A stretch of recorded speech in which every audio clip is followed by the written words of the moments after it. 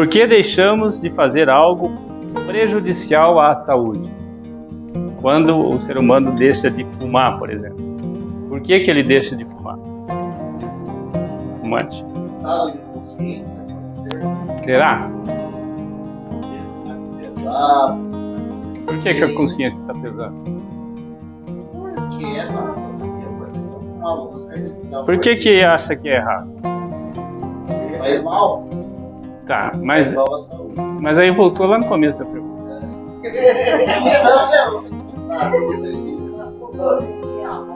Vamos pegar o caso dele. Eu falo. Como é que você chegou nesse ponto? Não, eu vou parar de fumar. Então, mas a pergunta está travada. Tá travado, é isso, mas... Por que você parou de fumar? Para viver mais. Ah. Não, mas não respondeu ainda. Acho que é o medo, né? Medo da Morte. Da morte. Medo da enfermidade, no caso. Sim, mas a enfermidade vai trazer morte. Por que temos medo da morte? Mas será que todo mundo tem medo da morte? Será que não tem? Nós temos medo da morte porque nós estamos no mundo material e desejamos continuar consumindo. Nós desejamos continuar usufruindo do que é matéria. É por isso que precisa desmaterializar. Para perder o medo da morte. O ser humano, ele é egoísta por natureza. E quando o ser humano faz alguma coisa, desejando receber alguma coisa em troca, não importa em qual religião, em qual grupo religioso ele esteja, ele continua sendo egoísta. O que é a palavra preocupação para vocês? Inquietação. E o que é inquietação? Você não está em paz, você está desequilibrado, você está inquieto. Isso, essa definição aí, guarda ela aí. Guarda ela aí. O que mais? Acho que em relação à alimentação, a ansiedade está falando muito. Ansiedade. Eu estou levando vocês para jogar palavras para mim, para a gente guardar essas palavras para poder entrar aqui. Preocupação, ela vai trazendo essas palavras que vocês trouxeram aí para mim, que vai nos levando para os nossos 5 sentidos. Está relacionado aos nossos 5 sentidos. Em nenhum momento ela vai levar para a nossa alma, nosso espírito. Está levando para os nossos 5 sentidos. Só que, quando adoece os 5 sentidos, vai adoecer também o nosso espiritual. A preocupação é pré-ocupação. Ou seja, os nossos 5 sentidos ficam neutralizados quando a pessoa está preocupada, fica neutralizados. E quando ele está neutralizado, vamos falar do sentido visão, por exemplo. Você fica cego para ver alguma coisa. Você fica surdo para ouvir. E aí, esse espaço que vai ficar neutralizado ali, é um vazio, vai ser preenchido, vai ser preocupado com aquilo que é a ansiedade, a doença. Vai adoecer. Seria quase que quando a alma está inquieta, né? Quando a alma está inquieta, essa preocupação dos 5 sentidos físicos já está atingindo lá. Então já está num nível tão alto aqui que começou a atingir lá. Um exemplo. Vamos agora para o nosso eu. Para a gente ter o controle do nosso eu superior, para dizer que nós nos encontramos com o eu superior e vivemos uma vida zen, como o budismo, por exemplo, nós temos que estar no nível 1. Ou próximo do nível 1, porque no nível 1 é o controle que nós temos do nosso eu. Aqui, quando eu vou falar desse nosso eu aqui, vamos falar das nossas emoções. Porque todas as palavras aí, ansiedade, preocupação, que vai gerar uma doença psicossomática, e também física, ela é gerada na nossa emoção, que são os nossos 5 sentidos, nosso emocional. Então, a pessoa que não tem o controle emocional, ele vai estar distante do 1. Vamos dar o número 10 aqui. Agora eu faço a pergunta. Vamos usar a ansiedade, por exemplo. Responda para você mesmo. Que número que você está de 1 a 10 com ansiedade? Depende do dia, a hora, a situação.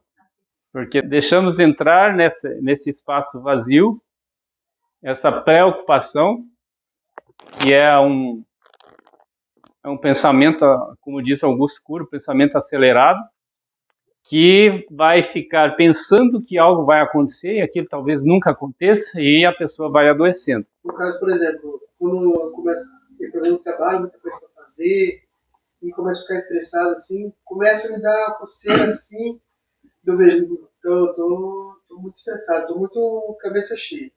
Daí tem que parar, respirar, e toda aquela coceira começa a passar, sendo que não é alergia nada, é tudo preocupação, começa a afetar ali, sabe?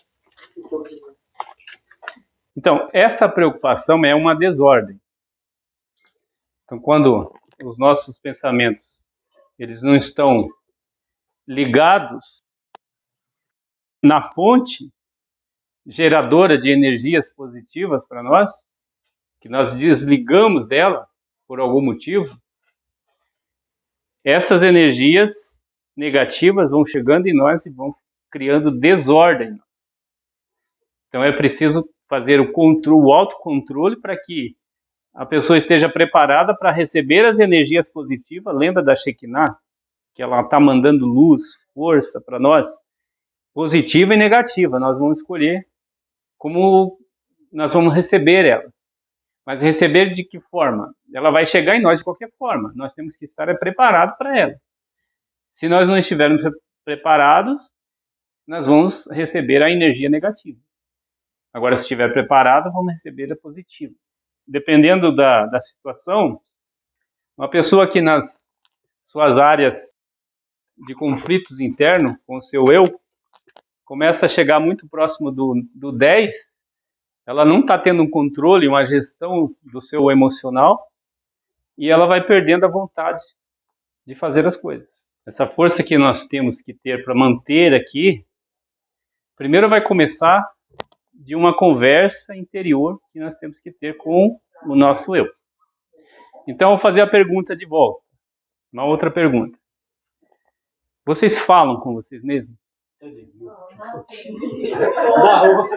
Na rua eu abri o cara para me olhando. Qual a qualidade da conversa que você tem com você mesmo? Eu, quando eu tenho pensamento ruim, eu falo, não aceito esse pensamento ruim, fala assim comigo. Que precisa ser uma conversa de qualidade. Porque conversar com a gente mesmo, de repente, é ler um bom livro. E daí se questionar.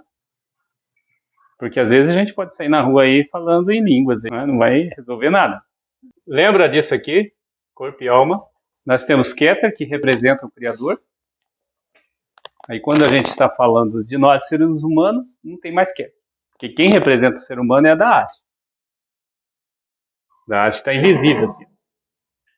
Mas isso aqui é o nosso intelecto. Toda a sabedoria do Criador está aqui disponível para nós na forma da Sefirah, esse aqui é a árvore da vida, da Sefirah Rockman. E aí está aqui o ser humano. Esse aqui é o restante, ó. Esse pontinho é o nosso eu, que está dentro de nós. E daqui para baixo está toda a parte nossa, que é o nosso corpo. E aqui o nosso intelecto. Está em nós. Então está o ser humano tentando sobreviver nessa vida. Para uns 70 anos, para outros mais, e assim vai. Então todo esse período aqui ele está buscando um conhecimento de alguma coisa. E esse conhecimento ele vai trazer para a parte binar e depois, até binar ele está só entendendo as situações. Aí que ele entendeu, ele vai jogar aqui para da arte, que é o conhecimento em si. A partir daqui, é o que vai ser distribuído para nossas personalidades. E é daqui que nós temos que ver se nós estamos no controle do 1, do 2, 3 e assim por diante. Mas o professor ter medo, tem que perder 100% do medo, ou é gradualmente a gente vai aprendendo, vai evoluindo e vai perdendo esse medo e tem que perder esse medo? Vou dar uns exemplos. Nós colocamos aqui foi a ansiedade. Outros exemplos que a gente pode colocar aqui. Angústia. Que nível da angústia que a pessoa está agora? No 1 ou no 10? Mau humor, medo, irritabilidade, insegurança, impaciência, exaustão, desânimo, arrependimento, culpa, ciúme, carência, baixa autoestima, ego baixo, ego alto também. São perguntas para fazer que nível está hoje essa situação na minha vida. O medo, por exemplo. Então vamos lá no medo. Vocês acham que o medo tem que estar onde aqui? Tem que perder o medo, que nem o professor Arco falou, né? 100%. 100%? Sobre a nossa razão e a nossa emoção. O que o professor Arco ensina que nós temos que ter? Aonde? Quantos por cento para cada uma? 50? É menorar, né? Tá no meio ali. Então, é assim. Se a pessoa não tiver medo nenhum, aqui nós estamos generalizando os tipos de medo, que existem muitos tipos de medo, tá? Mas nós estamos falando de um medo em geral aqui. Se a pessoa não tiver medo nenhum, ela vai chegar ali na rua e vai ser atropelada. Porque ela não tem medo de atravessar a rua e o carro vai bater nela e vai, né, vai ter um acidente. Então ela tem que ter medo. Agora, se ela tiver muito medo, ela vai ter fobia. Não sai na rua, não sai daqui. Você vai ter que fazer a gestão das suas emoções, porque isso é emoção. Tudo que está relacionado aos nossos sentidos são emoções. Agora, a pessoa que morre de medo de uma situação entra na questão de fobia, que tem fobia para tudo quanto é coisa, né? Aí ele já perdeu o controle das suas emoções. Por que ele perdeu o controle? Porque essa parte aqui do intelecto dele já está bagunçada, já está em desordem. Está em desordem porque ele está adquirindo as energias negativas. É preciso voltar à ordem.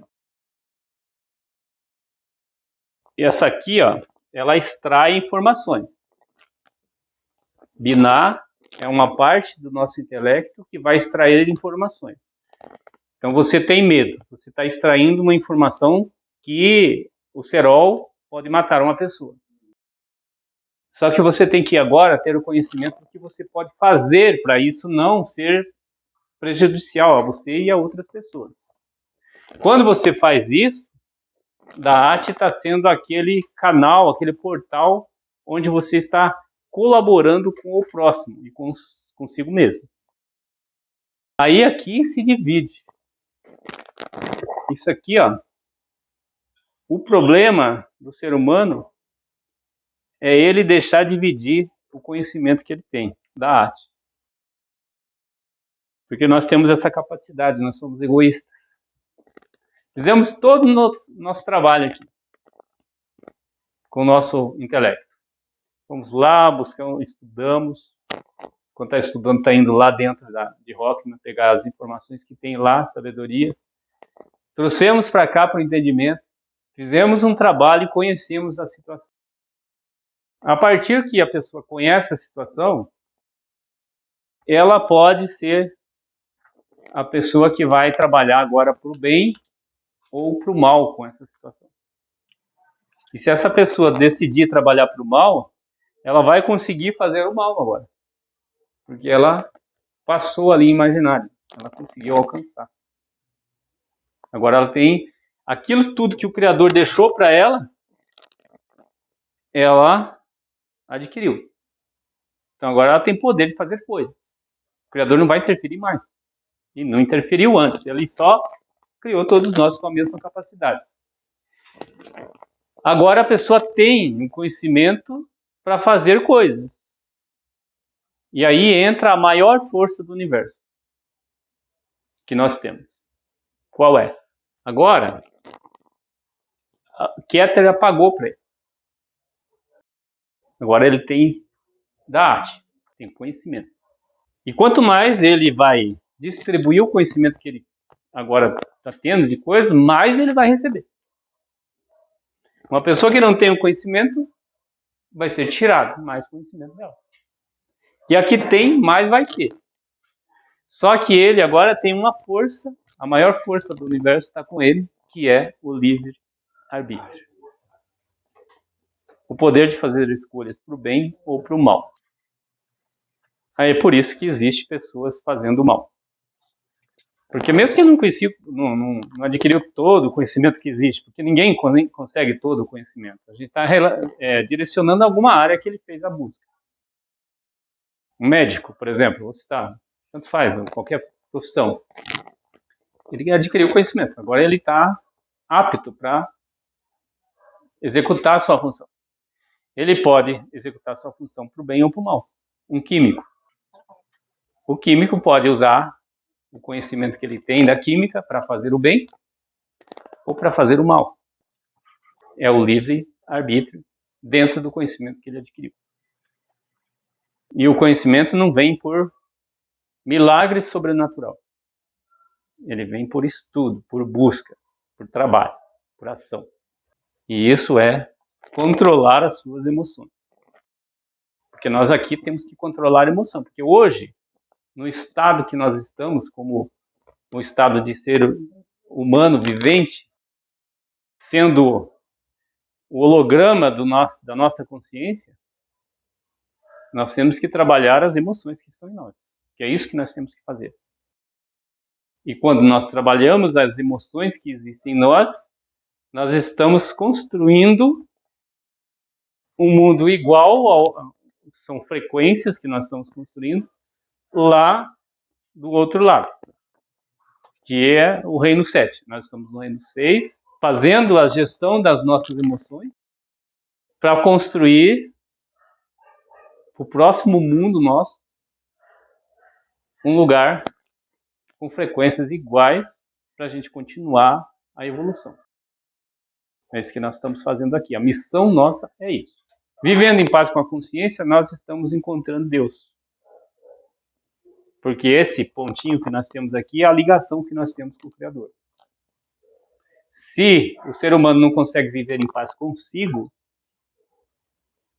como que ele vai querer que está dentro dele, está tão perto dele para ele conhecer ele, como que ele vai querer conhecer um Criador que, ao mesmo tempo que está dentro dele, está tão distante dele? Em questão de conhecimento. Então, o ser humano tem que começar a trabalhar no seu interior. Então, é essa conversa que temos que fazer com o nosso eu. Nós precisamos, basta apenas existir. É existir. E você fazer as coisas do jeito certo, né? Existir. Agora, a pessoa que não tem esse autocontrole, não faz essa busca, ela não deseja existir. Ela está por aí. Mas a existência é aquela busca de crescimento, de evolução. É por isso que precisa parar em algum momento e questionar sobre tudo, mas principalmente sobre si. Aqui embaixo, na árvore da vida, tem mais duas Sefirot, Gevura e Hesed. A Gevura está do lado de Binah, que é o lado feminino.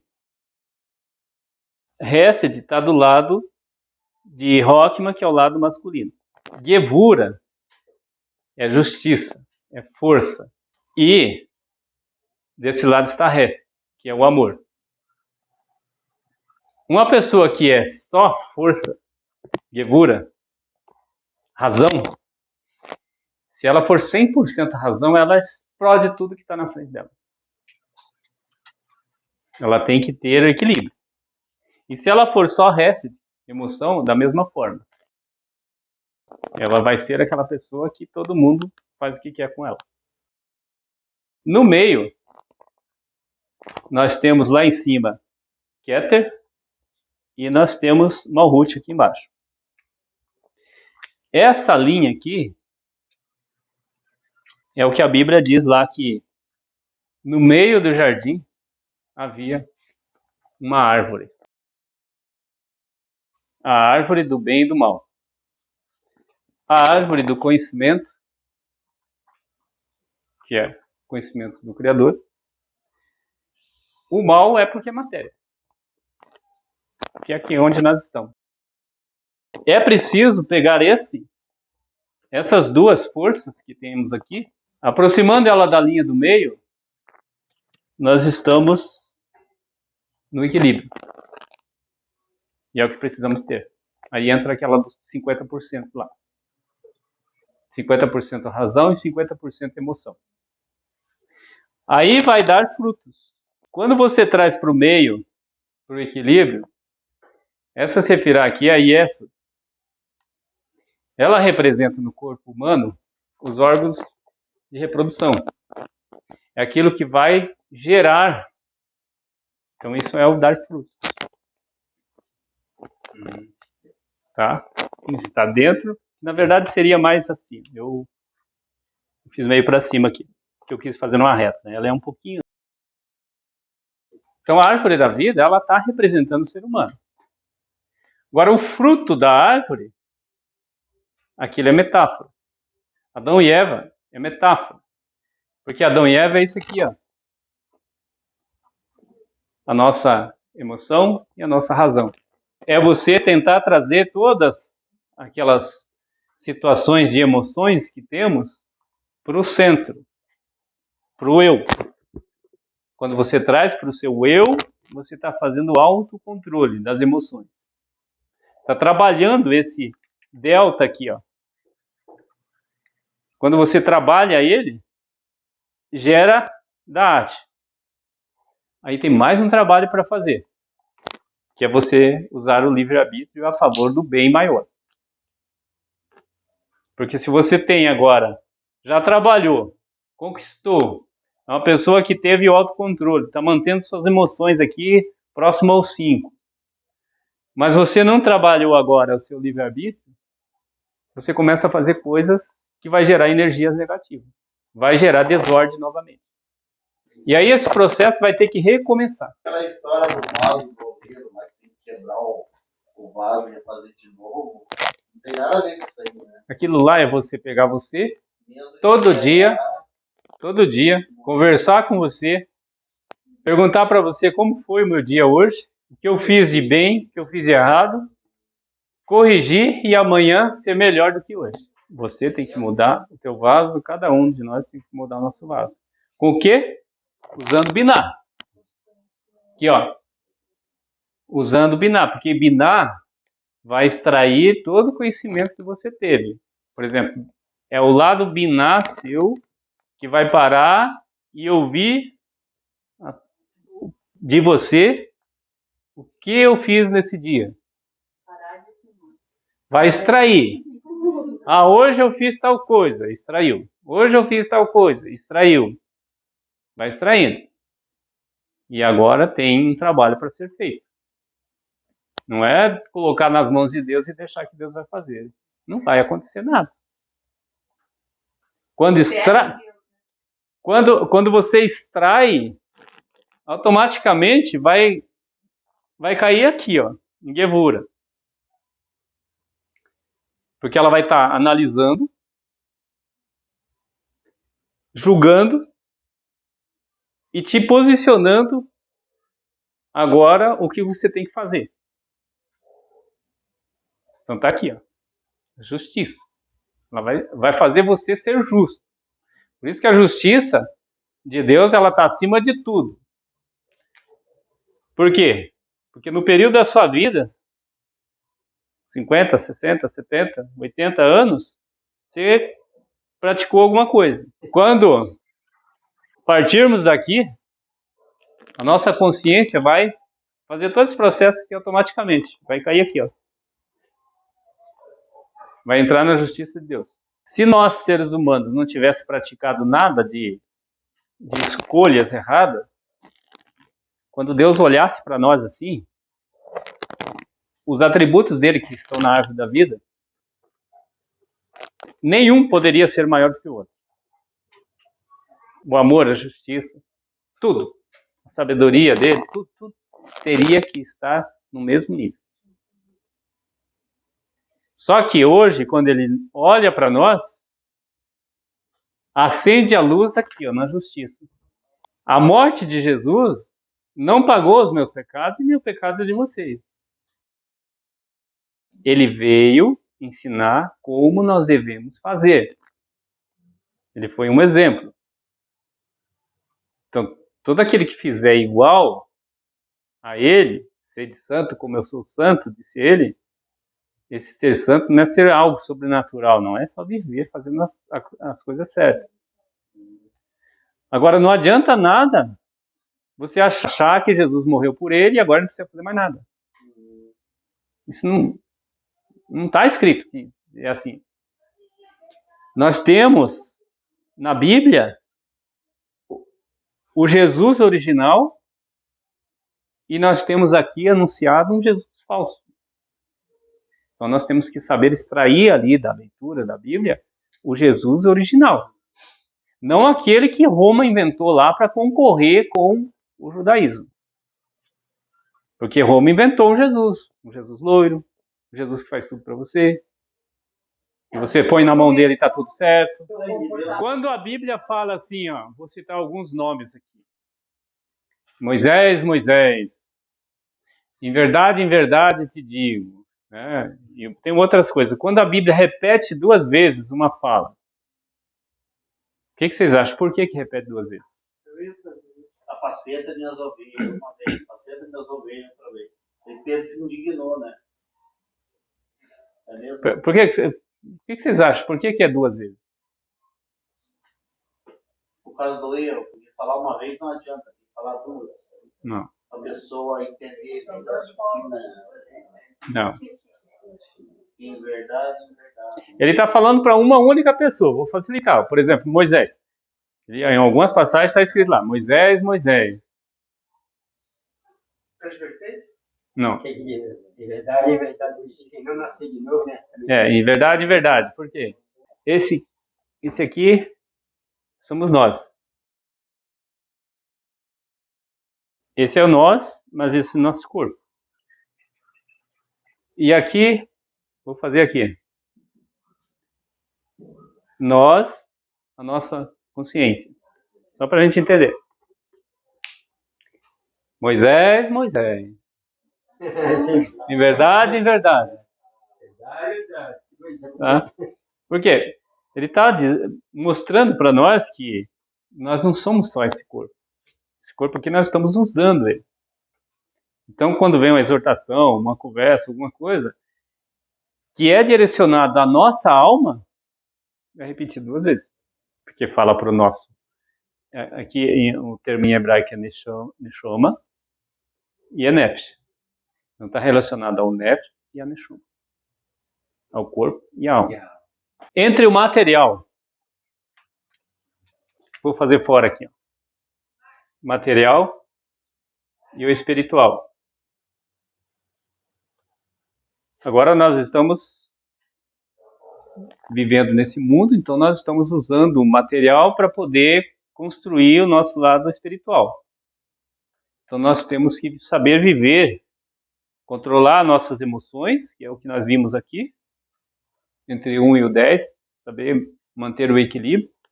E esse equilíbrio, ele vai estar aqui no meio. Esse meio, ele é um divisor. O que é divisor para nós? É o diabo. Tá? Então, quando nós estamos com a vida equilibrada, nós temos que nos cuidar, porque tem ali naquele instante um diabo. querendo nos direcionar para o lado material ou não, para o lado positivo ou negativo. Nós estamos equilibrados. Então esse é um momento perigoso nas nossas decisões. Então é aquela pessoa que fez todo o trabalho, encontrou da arte e agora ele tem o livre-arbítrio. Nesse momento ali do equilíbrio, onde ele está agora sendo dono da próxima ação que ele for fazer, ele que vai fazer a escolha, então ali tem um risco dele seguir para o lado errado. Essa vida que está aqui, ó, quando ele escolhe o lado negativo, essa escolha dele saiu da onde? Ele pensou. E se partiu dessa parte do pensamento dele de forma negativa, é porque o pensamento dele já estava uma desordem. Que daí ele começou a agir conforme os seus pensamentos. Então, há um pensamento, uma pessoa que tem pensamentos desorganizados, ela perde a capacidade da visão. Se perdeu a capacidade da visão, abriu um espaço ali. Aquele espaço vai ser preenchido. Com o quê? Pré-ocupação. E aí vai gerar doença. Doença psicossomática, primeiro. Vai ter algum problema interior. Depois isso vai se manifestar fisicamente também.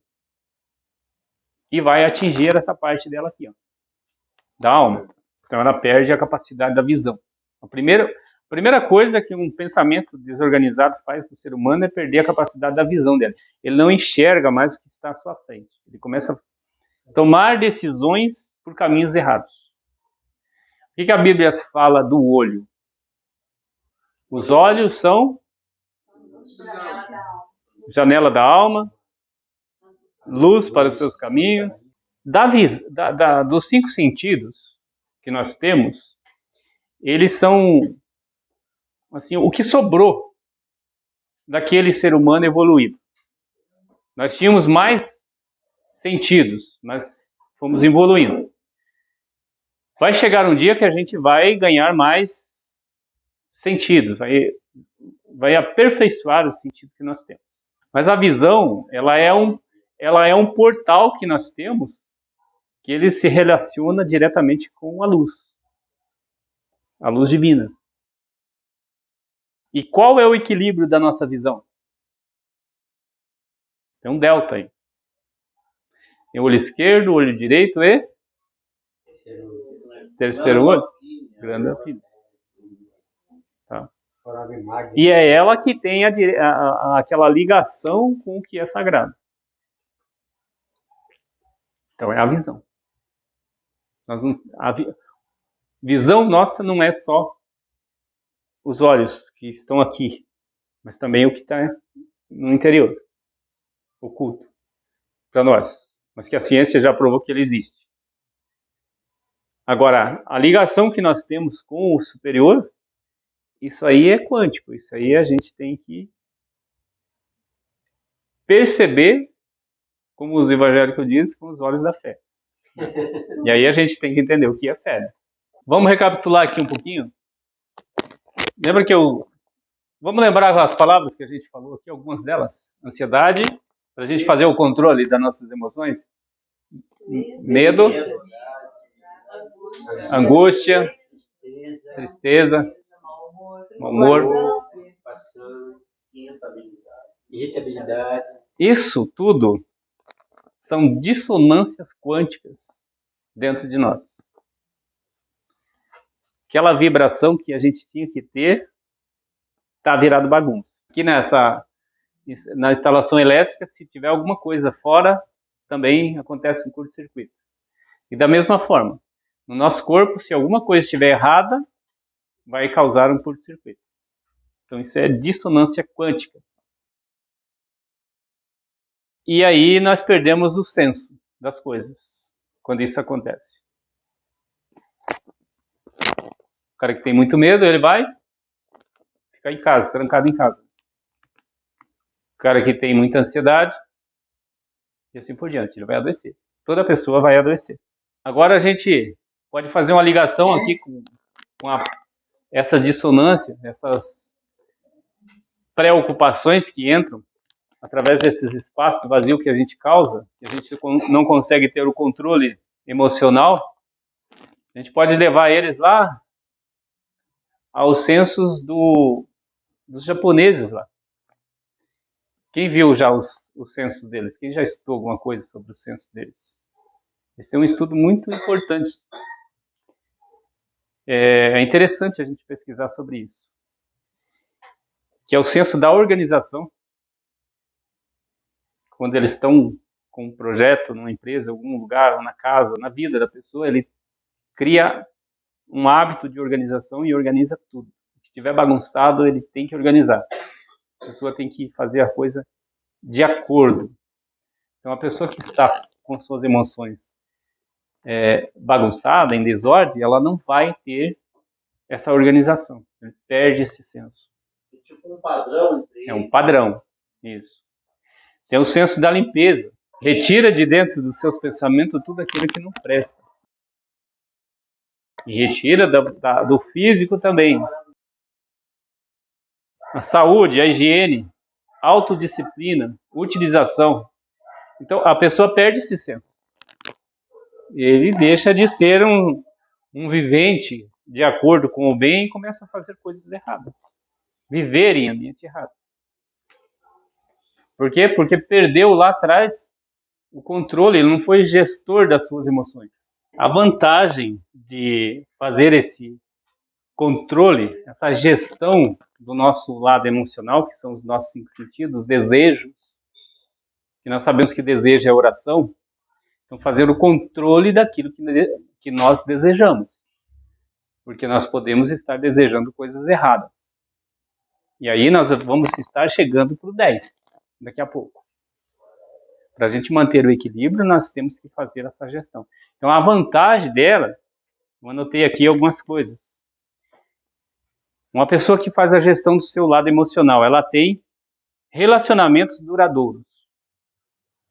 Menor risco de depressão. Mantém-se no equilíbrio da vida. Ela tem uma vida de bem-estar controlada. Autoconhecimento. Tem satisfação com a vida em geral. E aí reduz a ansiedade e todos aqueles que a gente viu, que é o medo, a angústia. Essa é a vantagem que uma pessoa tem de fazer a gestão do seu autoconhecimento, das suas emoções, dos seus 5 sentidos. É preciso para isso força mental. Nós vimos que a força mental ela não é algo que nós vamos imaginar que ela vai chegar. A força mental precisa de um trabalho. E esse trabalho é feito com esse intelecto que nós vimos aqui de Binar, Rockner, Keter, transformando em Da'at, e aí a partir de Da'at você faz uma escolha, que é o livre-arbítrio, para poder ver. E lembrando que livre-arbítrio só existe para fazer o bem. Não existe livre-arbítrio para a gente fazer o mal. Porque livre-arbítrio é aquilo que vai dar um resultado depois se você vai ser cobrado por ele. Se você foi cobrado, não é livre-arbítrio. Você fez uma escolha que vai ter consequências. Livre-arbítrio é aquilo que você faz e não vai ter cobrança sobre ele. Eu tenho livre-arbítrio para furar um sinal. Mas eu posso causar um acidente, sofrer um acidente, pagar uma multa, perder o carro e etc. Então isso não é livre-arbítrio para mim. Mas eu posso ter o livre-arbítrio de dar uma cesta básica para alguém. Quem vai me punir porque eu dei uma cesta básica? Mas o fato de eu dar a cesta básica não significa que é virtude. Porque eu posso ter dado a cesta básica porque eu queria me livrar da minha consciência pesada. Tudo depende da intenção. Para a gente fazer uma boa gestão das nossas emoções, é preciso a força mental. É preciso o trabalho de Binar do nosso intelecto. Algumas evidências que a pessoa está fazendo esse trabalho. Gratidão. Empatia. Parar para conversar consigo mesmo. Sair da zona de conforto. Lembra das aulas de zona de conforto? Tem que sair. Tem que enfrentar o medo. Que a gente viu aqui que o medo também faz parte das nossas emoções. Ser melhor a cada dia. Quem aqui citou um exemplo aqui? Vasoleiro? Isso, vasoleiro. Se autoconstruir. Aí tem o poder pessoal. Dizer, nessa conversa que você vai ter com você mesmo, dizer que você consegue fazer algo. Se você pensar que não consegue, daí não vai conseguir mesmo. Para você dizer que consegue, vai exigir que você faça. E aí você fazendo, você vai provar para você que você consegue fazer ou não. Então a passividade, o não fazer, só acreditar que não dá para fazer, não é certo. Para você falar que não dá para fazer, você tem que ir, fazer, tentar fazer, não deu certo, analisou por que não deu certo, fez todo o processo que você planeja, aí começa a executar, analisa, vê o porquê que não deu certo, ou porquê que deu certo, ou porquê que não deu melhor ainda. E essa é ser melhor a cada dia. É um trabalho interior. Isso é fazer gestão do seu eu, conversar com o seu eu interior, fazer gestão das suas emoções. E focar no bem. Uma pessoa que foca no bem, faz tudo em prol do bem maior, ela tem evidências de que é uma pessoa que está trabalhando o seu intelecto. Para terminar, eu vou deixar vocês falar alguma coisa. Do que vocês acharam do nosso bate-papo hoje? Vou para 3 anos, né, na Filosofia X. E pelo que o professor falou lá no finalzinho, que a gente, na constância de querer fazer o certo, é muito bom, porque o passado, né, o meu passado foi. Agora o importante é eu fazer o certo, né? Fazer como está sendo ensinado. O importante é nós não condenarmos o nosso passado. Ah, eu tive tantos anos na Igreja Católica, eu tive tantos anos perdido no Evangelho. Assim. Se foi necessário passar por lá para chegar aqui, então lá foi degraus que você tinha que passar. Então isso é viver bem com a vida. É olhar para trás e ver, não, eu passei lá, aquele lugar lá, para mim hoje, ele está pequeno para mim. Não me encaixo mais lá. Mas teve uma época que eu me encaixava lá. E ele me ajudou a chegar até aqui. A gente tem que pensar assim. O livre-arbítrio, você falou que a gente tem que sempre fazer o bem, senão não busca condenação. Mas não tem a escolha de fazer o bem e a escolha de fazer o mal? Não, eu me referi assim. O livre-arbítrio, ele só existe em situações que você vai fazer o bem. Porque você tem o livre-arbítrio para fazer o que você quiser. Mas ele é só válido como livre-arbítrio se você fez o que quis fazer e não foi cobrado por isso. Se em algum momento você vai ser cobrado por aquela escolha que você fez de fazer alguma coisa, aquilo não é livre-arbítrio. Aquilo é uma desobediência. Vai ser cobrado? Vai ser cobrado. Livre-arbítrio é aquilo que você faz e ninguém vai cobrar por você. Não tem lei que vai fazer você ser punido por aquilo. Entendeu? Não pode estar se pressionando a fazer aquilo. Tipo, a outra pessoa pressionando você a fazer algumas coisas. Não, mas daí você não fez escolha. Né? Daí você foi pressionado a fazer. É aquilo que você escolhe fazer. Tem 2 caminhos para você seguir. Você vai escolher um caminho. Se aquele caminho chegar numa altura e não tiver mais... ou for proibido de você entrar lá, você escolheu e você sabia que era proibido, mas mesmo assim você foi, você vai ser punido porque você entrou lá. E tinha um outro caminho para você seguir. Se você escolhesse o outro caminho ia te levar para onde você quisesse, e não tinha nenhum empecilho lá que era proibido você passar por lá. Então são escolhas que você faz sabendo que pode ter uma consequência. Se você faz escolha que a tua consciência diz assim, ó, isso aí vai dar um probleminha aí, não faça, porque não é livre-arbítrio. Livre-arbítrio é só aquilo que você nunca vai ser cobrado daquilo. Se algum dia você for cobrado de alguma coisa, de alguma ação que você fez, é porque não foi livre-arbítrio. Foi a desobediência. Infringiu uma lei. Todas as coisas me são lícitas, mas nem todas me convêm.